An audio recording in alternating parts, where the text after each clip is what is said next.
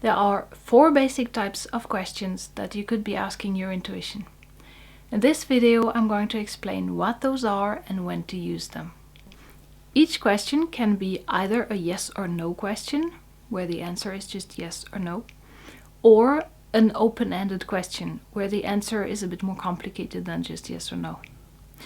And each question can be either action-oriented, meaning that it is about some practical action step that you could take, or it is not so much action-oriented and more about something you need to know, so I would call those more knowledge-oriented questions.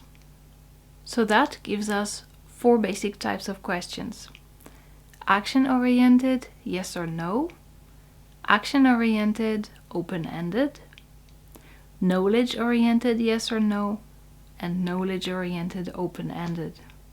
I'm going to give you one example for each type of question. A question that is yes or no question, action-oriented, would be, for example, is signing up for a dance class aligned with my intention of being healthy? The answer is yes or no, and it is about an action that you're considering taking.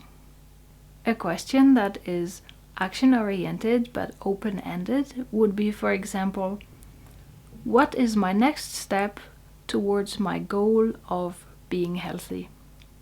This question is still about a practical action that you could take, but this time the answer is not just yes or no, it's something more complicated.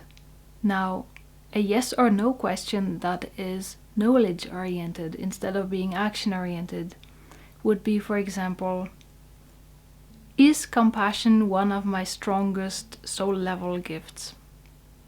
The answer is yes or no, but it's not really about an action that you could take, it's about something you need to know about yourself.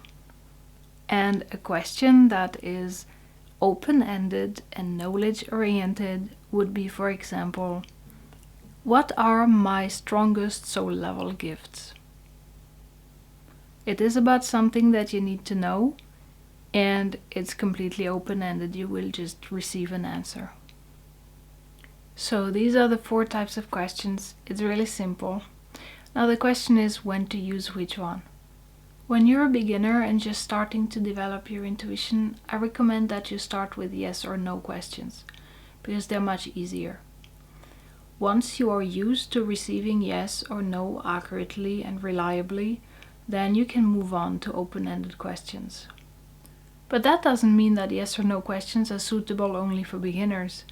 You can still keep using them later, even when you're used to asking open-ended questions. They are very practical and useful for quick guidance or validation. Open-ended questions are great when you need to think out of the box. Sometimes you keep asking yes or no questions and you just get no to everything because you are trapped in a mental box that is too narrow. And you're not seeing what you need to do because your mind cannot even conceive of it. And that is when open-ended questions are great, because they make you break free from that box and they give you input that your mind could never have thought of. So if you feel stuck, whenever you're in a situation where you feel stuck and you cannot really think of any solution and you feel that you're just hitting the wall and trapped in that box, then ask open-ended questions and be very, very open to receiving answers that will blow your mind. They're awesome for that.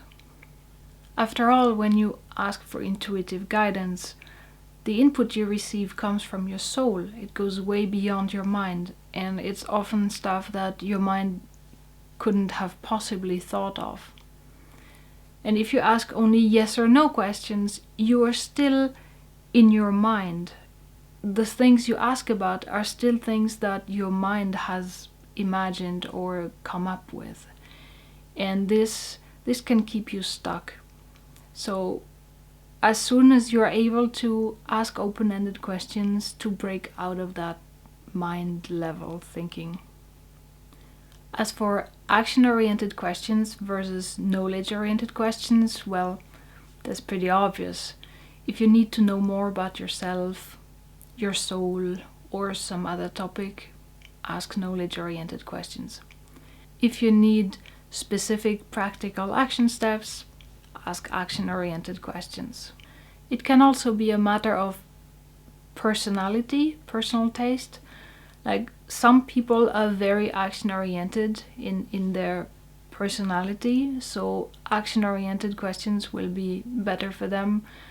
Other people are more knowledge-oriented, more in their head, and of course knowledge-oriented questions will be more suitable for those.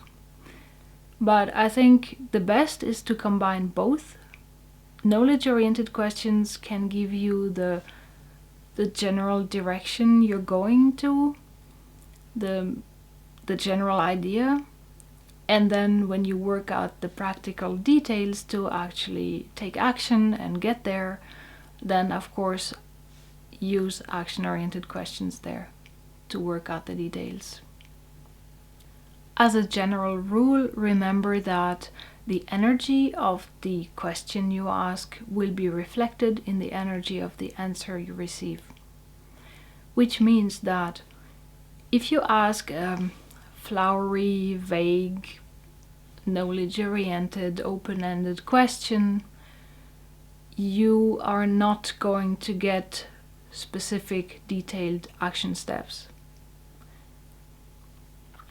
You might receive more something like a general idea, a feeling, a symbolic image, a general direction.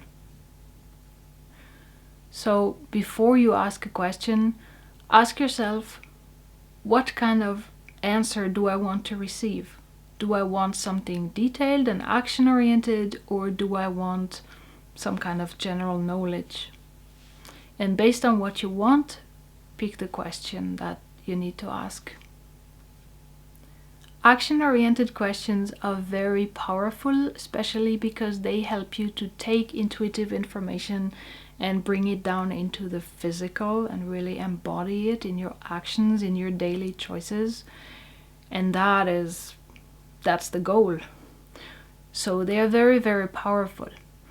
But that doesn't mean that they are better. Once I asked a question that is knowledge-oriented and open-ended. I asked, what is my soul's true longing? And it sounds like a kind of vague question, and yet the answer I received from that question was more helpful and told me more about my soul's purpose than any other action-oriented questions I ever asked in my life. So do not underestimate the power of knowledge-oriented questions. They are also very, very powerful, but in a different way, in a less actionable way. But they can tell you a lot about yourself and your path in life and your purpose.